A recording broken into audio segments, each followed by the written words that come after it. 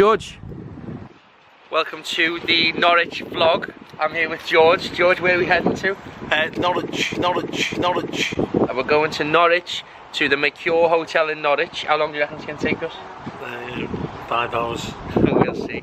So George is driving, this is George's van. George, do you want to give us a tour of the van? For anyone who wants lifts? Yeah, go on. Middle seat toes for Frankie so he can have a little sleep. Middle seat toes, sit up there and I sleep on the way out while I'm driving. There you go. So just getting in the car now with George and Frank, and cheers George. We're heading off. We're going to do the show and then we're going to come back the same night. We'll be back about 4 in the morning. 4 to 5, yeah. Are you looking forward to it? Well, I am. It's a long way. I didn't really fancy driving myself, to be honest with you. It's a hell of a way. George drives for a living, so he's used to it, does all the airport runs. There he is. Is this him getting a phone call? Is it me? What the hell? What are you saying? George drives for a living, so what? He does all the airport runs and all over the UK, so he's used to it. And lately, I don't know what it is, all I've been doing is getting speeding tickets and things, so I try to kind of like chill in the back and enjoy the journey, just relax. So George, this is probably going to go out to about 50,000 people, mate, so just tell everyone what type of journeys you do, just in case they want to contact you. Oh yeah, comedy trips, nights out, Blackpools each weekend, lots of Blackpools and comedy shows there. So yeah, airports. Sounds so. Roads blocked off, so I'll have to put it on the bill.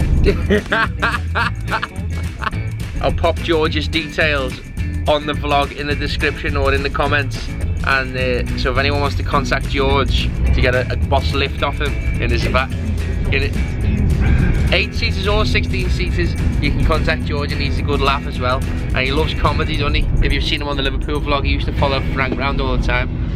Yeah, he loves, give us that cushion up behind you. Right. George loves comedy, and his brother Will does as well, and all his mates. So they more or less kind of like follow comedians all over the UK. And Benidorm, they go to Benidorm all the time watching comics. So he's a good lad and everything, and he's got a great sense of humour. So you always know, even if you're having a bad night, you'll hear George laughing like fuck. That's very true. Norwich, what are you thinking about Norwich? I've done this Mercure Hotel, I've done it before. Yeah. And a few years ago they were great. Had a great crowd down there in Norwich. We've just had a big fat breakfast, me and George. George, you enjoy your breakfast? Oh, fantastic, yeah. It's superb. But Frank had, what do you have? Cheese on toast. Sound. So if anyone knows how this man is actually getting through day to day off one slice of cheese on toast, please let me know in the comments below. That food was fit for a prince. Come on, prince, come on, boy. That's right. That's a good gag, that. 3 hours later. Still on the way to Norwich. Been on the road for how long? Been on the road for about 4 hours, I think. 3.5 hours, is it? Just stopped off. What have you got? Got some Lucas Aid and some crisps. Nice. I've just got myself one of these. Yeah, one sec. Just got myself a Monster Energy because I need to be on it tonight. Get the caffeine in my system. So yeah, looking good. Looking forward to this. Just stopped off. Made really good times. Quite a decent journey, to be honest with you. And it's been fantastic in George's whip. So you want to be? It's been great. How's your journey been, George? Superb. It's okay. He only nodded off twice, so I wonder what it's going to be like at fucking 4 in the morning. But we'll see. But looking forward to it now, Dad. Yeah, so we're in Cambridge here. I used to live here when I was 17, 18. Go ahead, so explain to people about that. Why are you living in Cambridge? It's a long story, really. I went to work in Butlins at Patelli when I was 18. Yeah. And as what? Just a kitchen porter. Just slow down here, let me have a look where we are here, so see what I can remember, George. Yeah. I took a girl home today.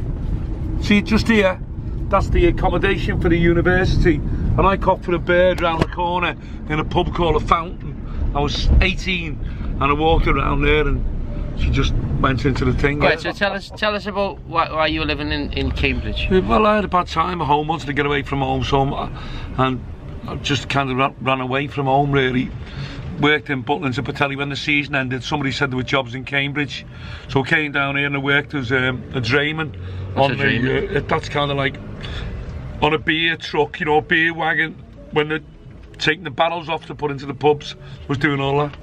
At 18, yeah? Yeah. Sick. So how long did you live down here for?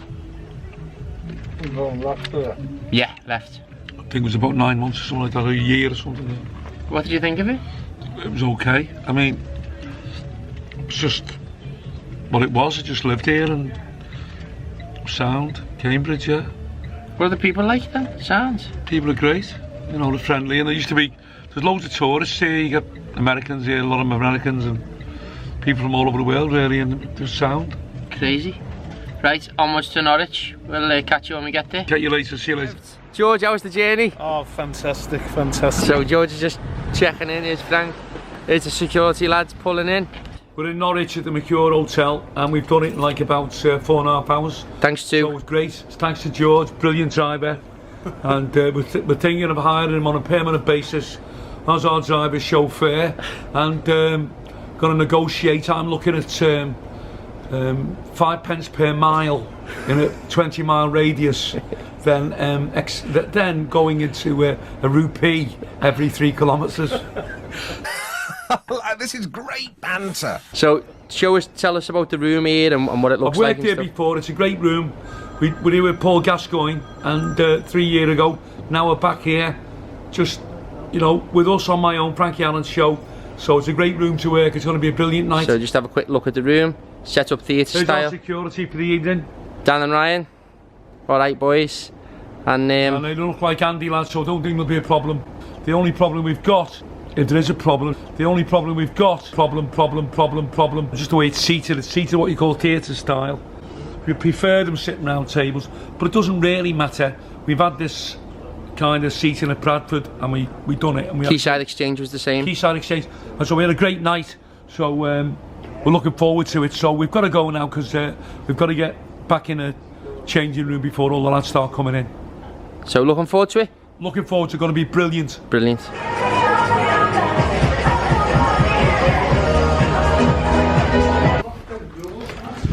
What's happening? Are you okay? Hi Dad, you okay? You looking forward to it?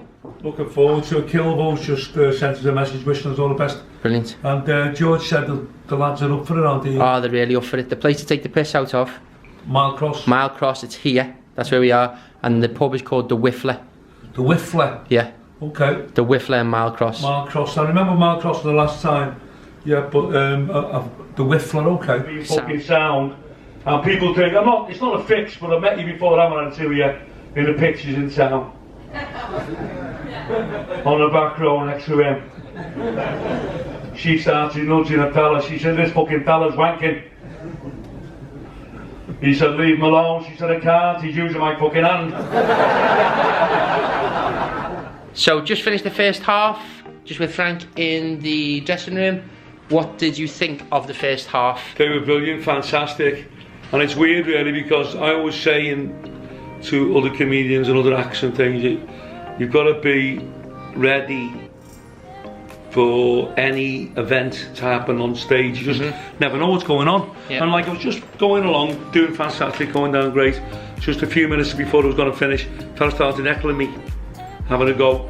So I had to heckle him back, and then he was with 2 mates. So then the 3 of them started having a go, 3 at once. But you know, you earn your money, that's how you earn your money, that's what I'm there for. So I savaged the 3 of them, really went to town on them, destroyed them totally, and in the end, they just kind of like shrank away. They just couldn't handle it, and they were gone, you know. But it took the audience to another level of laughter where, you know, I was going down fantastic, but literally raised the roof. They were made up to have savaged them. And those lads, they're probably fans, they were clapping like mad when it came off. But their chances, what I call chances, they'll chance it, they're coming out. Oh, the guys tonight, you mean? No, I'm talking about the 3 fellas who were heckling me. Yeah. They came out, like I used to do, when I was a lot younger than them, they weren't that young. I used to go and go, I'll heckle that comedian off the stage. Yeah. So they tried it on but they just got obliterated. They got Yeah, but it's part of the fun, innit? part of the fun. Yeah. But it made me work, you know, I wasn't on the back foot. You know, I came out, it's like a boxer who's having a very easy fight. And I've got this one on points. The next thing you know, you're getting blows where you think you could go down, or you could lose. So I'm coming out even kind of like more ferocious, picking on them, thinking of things, working my brain, thinking of gags and thinking of things to say to them, to insult them that I haven't used for years, and getting one and getting two and getting three at once, having a go at me. So you've really got to keep on your toes, but I won. You enjoy it? Yeah, You know, you make the boxing analogy. You were a boxer, weren't you? I've just done that gag. Just done that gag to that fella. I said, "You the boxer, mate. The only boxer in Norwich with a cauliflower ass." Got a big laugh with it. So, yeah, great. Second half. Looking forward to the second half. I might, it's just a borderline thing.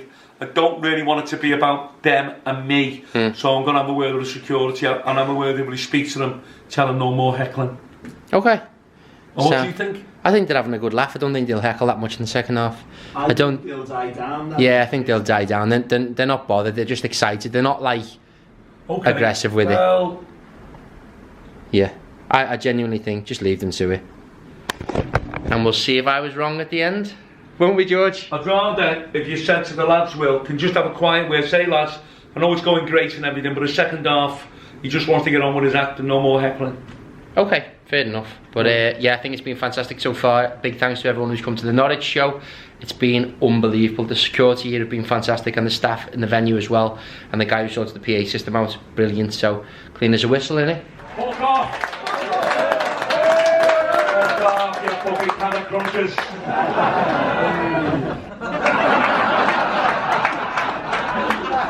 Oh, it's going off. You didn't know he was my brother, did you? See you, mate.